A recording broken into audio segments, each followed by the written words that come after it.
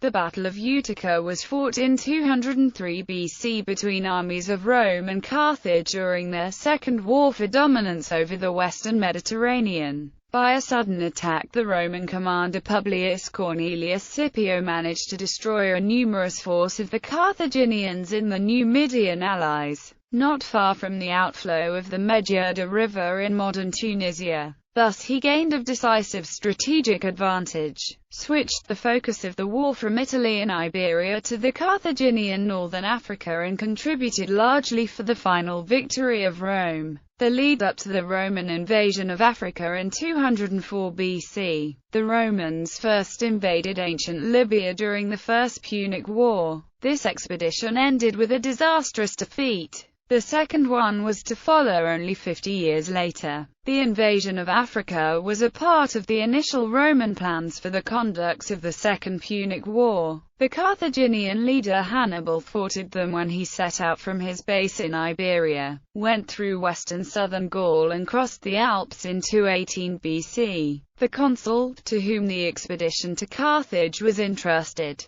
decided to transfer his army from Sicily to Cisalpine Gaul to defend the north of Italy. This resulted in the Battle of Trebia and a series of other heavy defeats of the Romans by Hannibal, which put the idea of an assault on the Carthaginian homeland out of question. During the following years the war raged primarily in Italy, Iberia and Sicily, but North Africa was largely spared. The situation changed with the growing fortunes of Rome. By 205 BC the Romans had effectively dealt with two invasions of Italy, that of Hannibal, who was gradually worn out and stripped of allies, and that of Hasdrubal, son of Hamilcar Barca, who was defeated outright in the Battle of the Metaurus River. The various Carthaginian forces had been driven off Sicily and Iberia or hemmed in the far south and northwestern corners of the Apennine Peninsula. By the fall of Syracuse and the reconquest of the parts of Sicily which had been temporarily lost after the Battle of Cannae,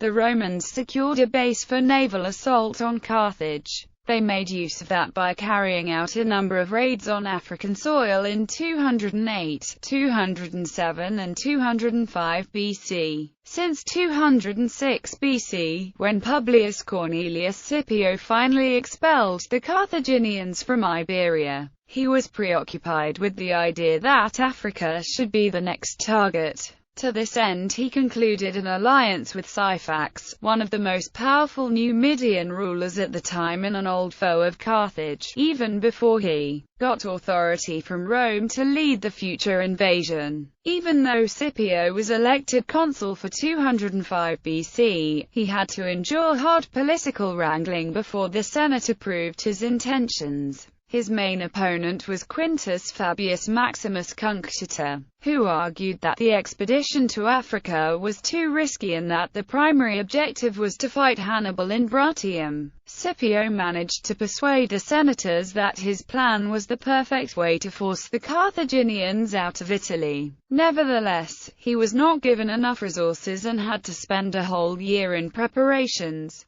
The Carthaginians were warned of what was coming when Scipio sent his legate C. Laelius with a naval force to plunder the area of Hippo Regius on the African coast west of Carthage. They took various measures to prevent a major Roman invasion. However, the attempt to persuade the Macedonian king Philip to invade Sicily was unsuccessful, and the reinforcements sent to their own commanders in Bruttium and Liguria were not sufficient to revive the war in Italy. Nor was Scipio dissuaded by the defection of Syphax, who took the side of Carthage thanks to the diplomatic skills of Hasdrubal Gisgo and the charms of his daughter, Siphonas Bar. The beginning of the invasion and the Battle of Utica. Scipio brings the war upon Carthage. The invasion of Africa began in 204 BC. Several hundred transport ships carried the Roman army of no more than 35,000 soldiers to Cape Farina, about 35 kilometers west of Carthage.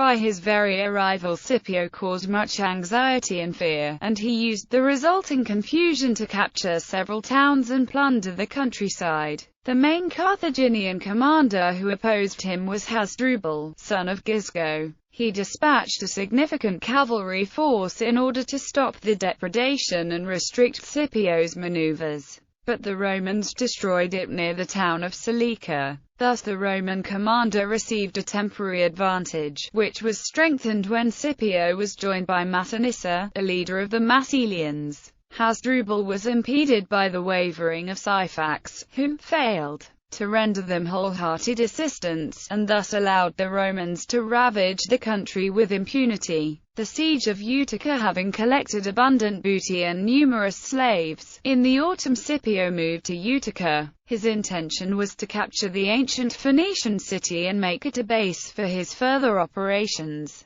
The direct assault on the walls was repulsed even though it was supported by siege engines and the Roman fleet, so that the Romans had to undertake a regular siege of the city. The emergence of two large armies of the enemy effectively ended the siege very soon. These were the forces of Hasdrubal Gisgo and his son-in-law Syphax, who apparently did not hesitate anymore. Their numerical superiority forced Scipio to retreat to a promontory not far from Utica, which was later called Castra Cornelia. He fortified the narrow neck of land and set his winter quarters, relying on supplies of corn and clothing that were being sent to him from Sicily, Sardinia and Iberia. Hasdrubal and Syphax built their separate camps some distance from Castra Cornelia. Peace negotiations throughout the winter. The Carthaginians continued to build up their forces. They prepared a fleet in order to cut the supply routes and blockade fully the Roman army and were awaiting for mercenaries from Iberia and Liguria. The actual hostilities ceased for a time due to the efforts of Syphax to arbitrate for a reconciliation.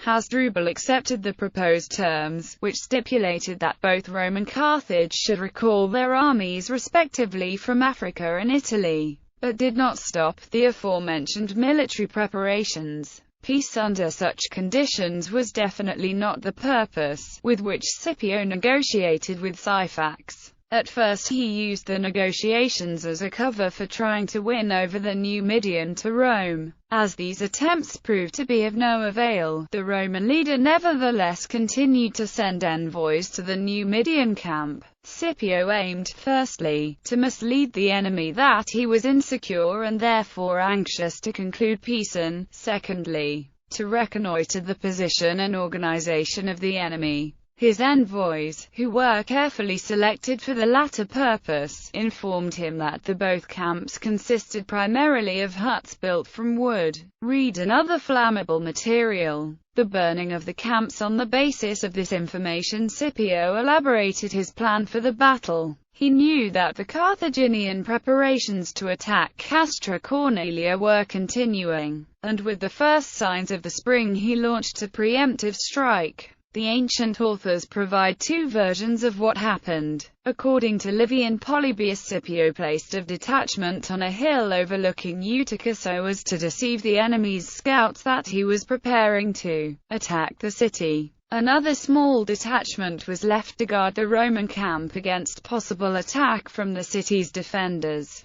The main forces marched at night, more than 10 kilometers, and reached the camps of Hasdrubal and Syphax before dawn. Scipio separated the army in two halves and ordered Lelius and Massinissa's Numidians to set fire and destroy the camp of Syphax. Lelius and Massinissa left almost no chances for escape of Syphax's warriors, who were caught sleeping and utterly unprepared. The flames that started from the huts outside the palisades spread easily and engulfed the whole camp. All the exits were blockaded by the Romans, and numbers of unarmed soldiers were slaughtered. Others were caught by the flames, as well as many pack animals, or trampled themselves to death at the gates. The same happened with the army of Hasdrubal. Its soldiers were awakened by the news that the neighboring camp was ignited, and some of them rushed to help the Numidians without arms, thinking that the flames were a result of an accident.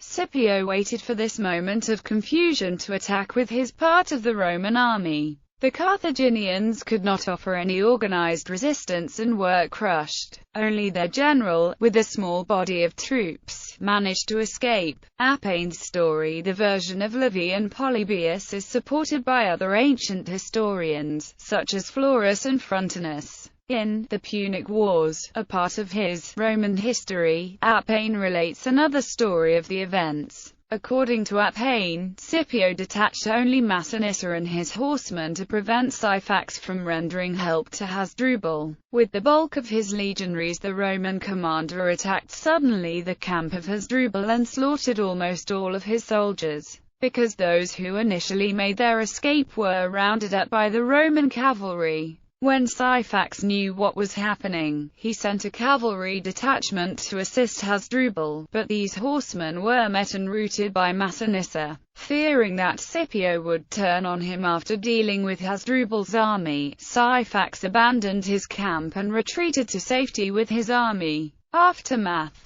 The Carthaginians suffered heavy casualties and their field forces were virtually eliminated for some time. Some ancient authorities refrain from giving specific numbers, but others give figures between 30,000 and 40,000 for the men who were killed, and up to 5,000 for those taken alive. Almost all sources agree that the losses of the Romans were minimal. Polybius wrote, "It is not possible to find any other disaster which, even if exaggerated, could be compared with this. So much did it exceed in horror all previous events. Therefore, of all the brilliant exploits performed by Scipio, this seems to me the most splendid and most adventurous. With one single strike, Scipio was able to get rid of the Carthaginian blockade and to renew the offensive operations of the previous summer." What followed shortly afterwards was the Battle of the Great Plains, which ended with another crushing defeat of Hasdrubal, Gisgo and Syphax.